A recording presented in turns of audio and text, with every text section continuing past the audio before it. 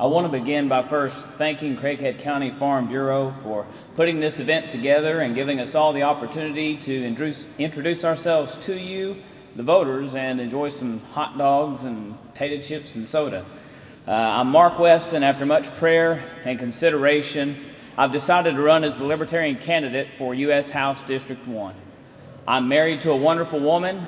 She works as a school nurse in Batesville. I'm a father to 3 awesome children, 2 of which are working with me on the campaign today. My youngest is with my wife. My daughter and my wife are together. They're headed to a gymnastics meet. They're going to go catch that hot new movie Risen this afternoon on the way. To tell you a little bit about myself, I pastor a small Southern Baptist church in a family farming community called Oil Trough. Some of you may have heard of it. I've served in the ministry for 15 years, and what ministry has taught me is that people matter because people matter to Jesus Christ.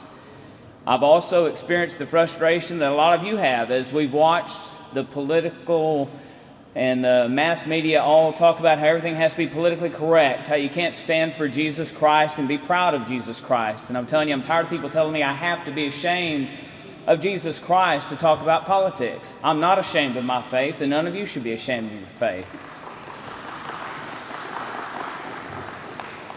The sad thing that they try to kick under the rug, and they try to hide the fact that Christianity and Christians did a lot to build this nation into the great nation it is today, and that faith is due the respect it deserves. I've worked for nearly a decade as a corporate office manager for a family-run small business. We do repair on coal and gas power plants. We do this all over the country. We also work on steel mills, paper mills. In this job, I've learned just how major an impact very small changes make. When you have Congress or you have a federal agency change a law, pass a rule, change a tax, change regulation, small businesses, small farms hurt in major ways. And that is something that I have learned in that business. I also worked for 5 years in banking, so I know just how important your pocketbook is to you. I believe in fiscal responsibility. You got to have a small budget. I pastor a very small church, and we operate without a budget because there's not enough money to budget. So I understand what it means to be fiscally responsible and fiscally accountable. I'm a proud product of District 1 in Arkansas. I was born and raised in the Mississippi River Delta, West Memphis, Arkansas. I graduated a Blue Devil. Then I spent the next 5 years here in Jonesboro, where I studied at Arkansas State University. I got my degree, got a very beautiful wife, and then I went into the ministry and have been in the ministry ever since in Independence County in the Batesville area. But enough about me. As I speak today, our nation's in trouble. Our nation sits with $19 trillion in debt, and that number is going up. It's not going down. Nearly 100 million working-age Americans can't find a job. 50 million Americans live in poverty. The U.S. Congress has an approval rating that sits around 10%. That means 1 out of every 10 of you actually likes the job that Congress is doing as a whole. Research shows that 2 out of every 3 of you listening to my voice today would actually vote for somebody else other than your incumbent if you actually felt you had a better choice to make. I believe I know why. We all watch TV, and we've seen that special interests and lobbyists make sure that we are trapped right where we are. They make sure that we only get to see the options that they are putting on the table. They control the purse strings of the elections. Aside from that, they make sure that the economy is rigged. They make sure that your Congress keeps the cash flowing from your pockets into the holdings of wealthy investors and special interests and lobbyists. They make sure they have financial security while you struggle for job security. Our family farms struggle and shut down while big farms and Chicago investors benefit more from the strings attached to crop insurance than they do. Family farmers may own land, but what they can do with it really depends on how they want to get it insured. That's the dirty little secret of the Farm Bill. A lot of your family farms struggle to keep the insurance. They struggle to pay their bills, and they wind up shutting down. This is part of the reason I've decided to run for Congress. As I said, I'm from a family farming community. I'm watching firsthand what's happening.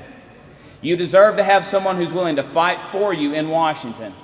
You will see a clear difference when you send me to Washington, because I will fight against special interests. I will fight against lobbyists. I will fight against corporate welfare. I will fight against crony capitalism. I will fight against big businesses that want to use tax loopholes. They want to use federal regulations to crush small farms, to crush small business, and corner the market so the little guy gets stuck with the bill. That's not right, and I'm going to Washington to fight for it. And I'm also going to fight for you. I'm going to fight for your jobs. I'm going to fight for your family businesses. I'm going to fight for your small businesses. I'm going to fight for the family farmer, and I'm going to fight for your future. I've watched as small businesses of all sorts have struggled to stay alive under the unreasonable regulations and mandates that have become so popular in Washington. I've watched Democrats blame Republicans. I've watched Republicans blame Democrats about lacks of jobs, who can do the economy, this, that, and the other. They blame each other about everything. Meanwhile, everything gets worse. More people don't have jobs, and all they do is stand there and point fingers. Regardless of who's in control of Congress and the White House, can you name a time recently when we can really say the economy's good? And besides that, the debt level just keeps going up. Regardless of Democrats in control of Congress, Republicans in control of Congress, your debt keeps going up. My children now owe $42,000 apiece as their share of the national debt. Imagine that, being born into the world today and you owe $42,000 before you've ever been hugged by your mom for the first time.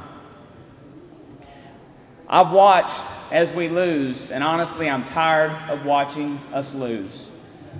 That's why you'll have a clear difference with me in Washington, and you'll also have a clear direction. Right now, we lose on jobs, we lose on trade, we lose on education, we lose on guns, we lose on religion. We've lost so much recently that I have personally lost sight of what it felt like to grow up in a country that wins. Honestly, it makes me angry when I think about what's happened to American jobs. These trade agreements have sent American jobs overseas. Good paying jobs, manufacturing jobs have gone overseas. And now our Congress has voted to give President Barack Obama the fast track on TPP, which is another trade agreement. And guess what that means? Less American jobs. More good paying, hardworking American jobs are going overseas. It's like they're dealing the jobs out like a deck of cards. As the national debt continues to spiral out of control, all we get from Washington, or we get Washington answers. We don't get real solutions. So if you'll send me to Washington, you'll have a clear direction. We'll fight to save jobs. We will work together to again make small businesses the amazing centers of job creation and production that our economy desperately needs. We can do this, but we have to begin by ripping away the layers of artificial regulation that do nothing but favor special interests and lobbyists at the expense of small family farms and small businesses. I'm going to work for a balanced budget and to reduce our national debt. Those will be real priorities for me, not just something I say when I stand and talk to you. I'll fight against budgets like the one that was just agreed to that benefits more special interests, more lobbyists, and more partisanship at the expense of hardworking Americans like you. I don't know about you, but I'm tired of working for a Congress that props up special interests and lobbyists that drive Washington. I think it's time for Congress to start working for hardworking Americans. I'm refusing any and all special interest donations, lobbyist donations. I don't want them. Anybody that donates to my campaign, I want it to be private, individual citizens. The average donation to my campaign has been $23. Because I want you to know that if you send me to Washington, I go with no strings attached. I go as your congressman. I go to represent your interests. We can fix America. We can bring jobs back to America, but we've got to work together. We've got to pull together, and we've got to hold Congress to the limits the Constitution has put on Congress. That will help us restore the localism that made America great once and can make America great again. I am the only candidate in this race that will fight to protect the entire Constitution and Bill of Rights. I'll do this because the Constitution and Bill of Rights keep your government from running your life.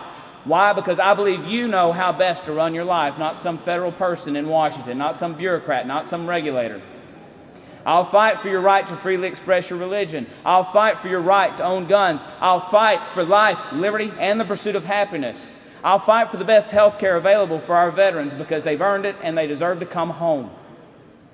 So take a moment and check out my website, www.markwestforcongress.com. Stand with me by donating to my campaign and volunteering so I have the support I need to keep fighting for you. I'd love to hear from you. Please stop by my table, send me an email. I promise I'll take the time to listen and respond to you.